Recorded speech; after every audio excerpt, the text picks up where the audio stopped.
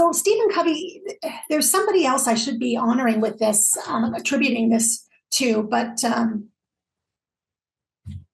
good question. I'll come to that in a moment, Shane. Stephen Covey, and there's somebody else who actually created this quadrant concept. This is from the web, so not all of these completely apply to law, but I'm going to talk it through. What I really think is important here is understanding how the quadrants work and how this applies to your work. This is a really great way to think about how to prioritize, right? And in our days, we have things that are very important and very urgent. And you know what those are. There's usually a lot of them. Then we have those things that are very important, but not urgent. And they may not be urgent because they're never going to be urgent, or they may not be urgent because they're not urgent yet, which is true of a lot of legal work. And then we've got the not important, but urgent, right? Which we'll come back to. And then we have not important and not urgent. So not important, not urgent. This is stuff that really you want to watch for. This is scrolling through, your social media while you're at work as a way to just kind of, relax, if that's what it is. There's got to be a lot better way, because this is like this is the place where you can really enter a vortex and lose humongous amounts of time. So social media, it can be very useful and good to do in small doses. Can be part of it. It could be something good, but a lot of it is a quad 4, not important, not urgent, and probably doesn't belong in your workday. Some email is like this.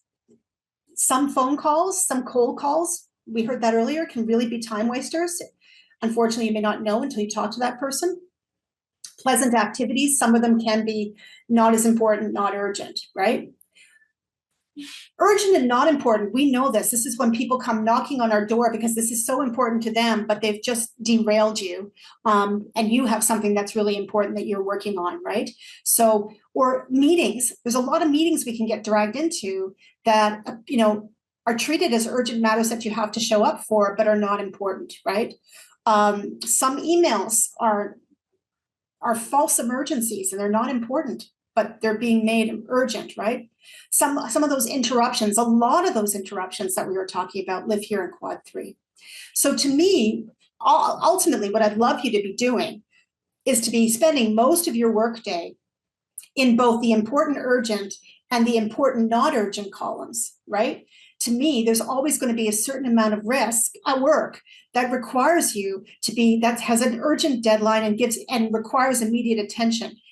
That's a reality in legal practice. However, you want to be able to structure your work life so that it does not become that burning, important, urgent fire every single day.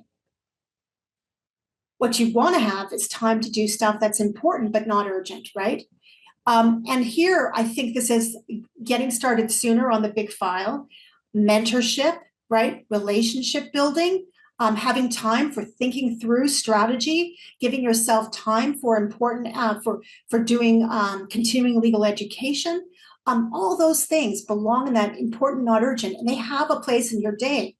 So does taking breaks. So does going and having a healthy lunch, or working out, maybe in the lunch hour, or going for a walk. Also important, not urgent, quad 2. When we're able to bring more and more of that quad 2 time into our day, we do find ourselves with a healthier feeling during the day, with more well-being, because we're taking care of ourselves and relationships, and not just fighting fires all day long. So what's the message here? This is an important message for thinking about your to-do list and thinking about how you're prioritizing, so that you can start to prioritize things that are not urgent and important.